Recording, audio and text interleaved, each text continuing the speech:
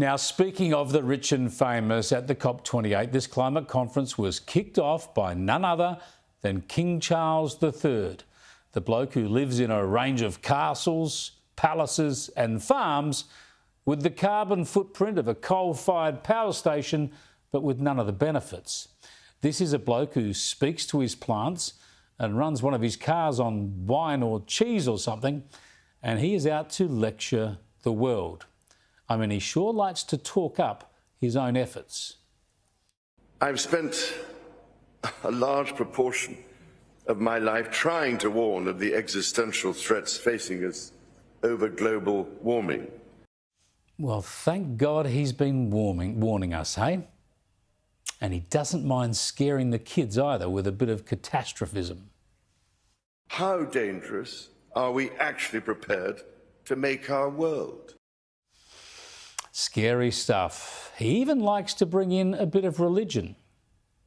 I pray with all my heart that COP28 will be another critical turning point towards genuine transformational action at a time when already, as scientists have been warning for so long, we are seeing alarming tipping points being reached.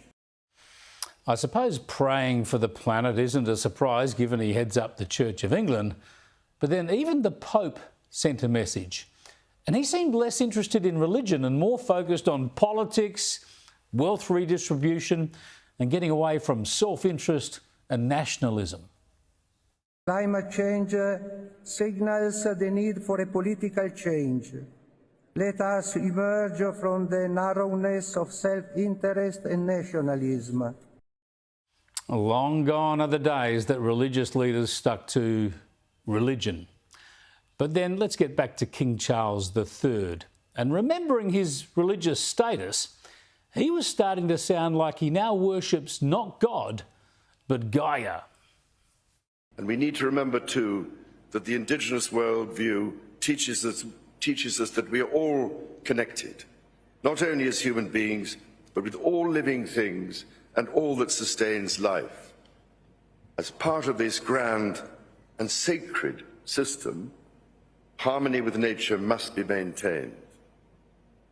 The earth does not belong to us. We belong to the earth. We belong to the earth. This stuff is all getting a bit too much, isn't it? It is a new woke religion. It's not about science at all. But let me go back to what Charles said about tipping points. We are seeing alarming tipping points being reached. Really? Another tipping point? We're all going to die in boiling oceans again soon because of some tipping point. Doesn't this stuff sound kind of familiar?